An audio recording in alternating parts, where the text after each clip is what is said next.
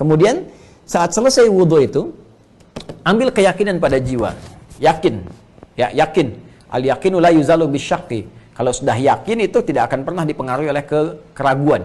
Makanya kalau sudah yakin, setan nggak akan masuk dengan keraguan. Karena kita sudah paham dengan yakin dengan semua yang kita kerjakan itu. Baru kita mulai dengan menunaikan sholat. Saat akan sholat, kita bermohon kepada Allah lagi. Ya, bertawud lagi kepada Allah. Ya, bahkan kalau kita godaan-godaan yang cukup kuat dan sebagainya, ada was-was, problem kita masuk, ya, dibayang-bayangi oleh keadaan kehidupan misalnya, oh takut begini, takut begitu, macam-macam, kita berdoa lagi, minta kepada Allah, muawwadzatain, ya, bisa dengan surah Al-Falaq, dengan surah An-Nas, sebelum kita sholat, minta kepada Allah perlindungan, ya, kalau keadaan biasa saja, langsung saja, bismillah, kita bertakbir, tapi kalau godaannya begitu kuat, kita beristi'adzah, ya, setelah itu kita minta perlindungan kepada Allah, ayat-ayat perlindungan, baru kemudian kita bersiap menunaikan sholat, berniat, kita bertakbir, ya kan?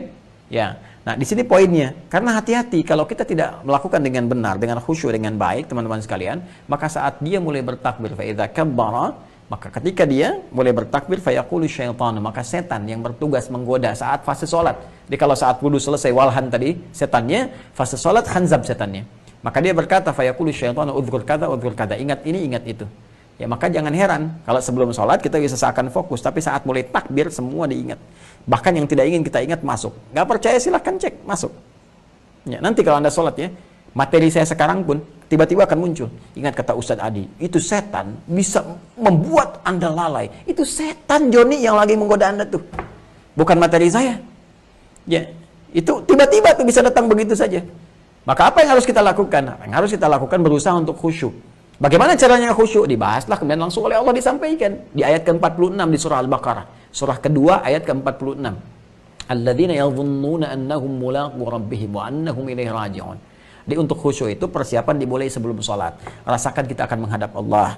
Dan bayangkan boleh jadi ini sholat yang terakhir yang kita kerjakan. Sholat itu memenuhi panggilan. Allah panggil kita. Dipanggil Allah itu artinya apa? Puncaknya kita kembali kepada Allah. Makanya di ujungnya ditutup dengan kalimat ilaihi raji'un. Ya, alladzina yadhunnuna annahum mulaqu rabbihim wa annahum ilaihi raji'un. Kan kalimat apalagi nih udah menjelang malam nih. Kalau udah kalimat raji'un kita mengerti, pulang kan?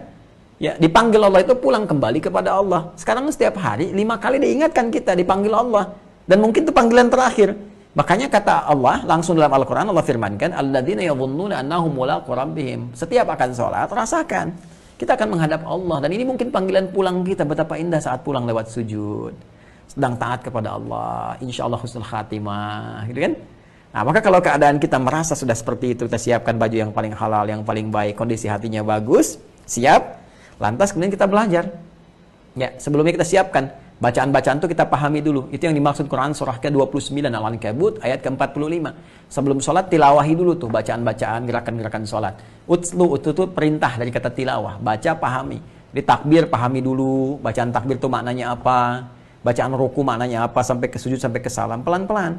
Nah, dengan pemahaman itu ketika lisan berkata Allahu Akbar, pikiran kita menerjemahkan Allah Maha Besar. Hati kita meresapi, ya Allah Engkau yang Maha Besar. Aku bertobat, selalu merasa besar dalam kehidupan, sombong kepada kawan-kawan, merasa yang lebih hebat dibandingkan yang lain, angkuh terhadap kawan-kawan dan tetangga sekitaran. Itu hadir di jiwa kita. Sehingga dengan itu kita rasakan, nah nggak ada tempat bagi setan mempermainkan kita. Kenapa? Karena pikiran kita sudah menerjemahkan apa yang sudah kita bacakan lewat lisan. Setan nggak punya tempat di pikiran kita. Ya, pikiran nggak terganggu lagi, fokus menerjemahkan, hati meresapi, nggak bisa was-was ke dalam hati kita. Ya, karena itu setelah kita mengatakan, ya Allah saya taubat dari keburukan-keburukan, kita berkata, Allahumma ba'id baini wa baina khataaya. Ya Allah saya mengaku banyak salah, banyak dosa ya Allah. Maka aku mohon di kesempatan ini agar Engkau mengampuni dosa-dosaku dan jauhkan aku dari dosa-dosaku seperti Engkau jauhkan timur dengan barat yang tidak pernah bertemu. Aku nggak ingin ketemu lagi dengan dosaku ya di akhirat saat semua ditampakkan. Ya, wa may ya'mal mithqala dzarratin syarran yarah. Saat keburukan ditampakkan nampak, aku mau lihat ya Allah. Seperti Engkau jauhkan timur dan barat yang tidak pernah nampak, tidak pernah bertemu.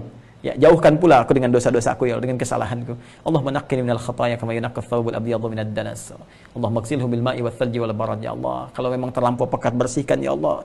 Bersihkan, beningkan seperti ya noda itu dibersihkan dari najis, dari kotoran-kotoran walaupun menggunakan air yang sangat dingin. Anda taubat. Atau Anda baca Allahu Akbar kabira alhamdulillahi katsira subhanallahi bukratan wa asila wajjahtu wajhiya lilladzi fataras samawati wal ard hanifa wa ma ana minal musyrikin. Ya Allah, aku sekarang menghadap dengan sepenuhnya, dengan penuh kekhusyuan kepada penguasa, pemilik langit dan bumi ya Allah, penguasa segalanya.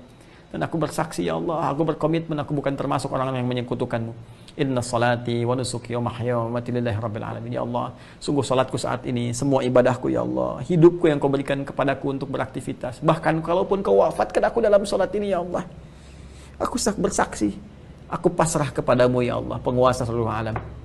Ya, la syarika lahu bidzalika umirtu wa ana minal muslimin. Aku bersaksi Allah tidak akan menyekutukanmu ya Allah, dan aku akan tunduk patuh kepadamu. Walaupun kau wafatkan aku dalam kesempatan saat ini, saat ruku, saat sujud ya Allah, maka wafatkan aku dalam keadaan tunduk dan patuh kepadamu. Tuh.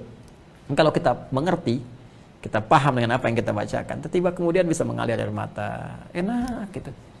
Ya, dari mulai takbir tuh baca iftitah, makanya Fatihahnya ada yang langsung nangis, baca surat-surat tuh merasa ke dalam jiwa, ya. Baca ayat tentang surga, pengen rasanya mendapatkan itu. Baca ayat tentang neraka takut, tentang adab takut, ada yang menangis, banyak seperti itu. Tapi kan aneh, baca ayat surga nangis, baca ayat neraka kok diam-diam aja gitu ya kan? Ada sesuatu yang belum meresap kepada jiwa.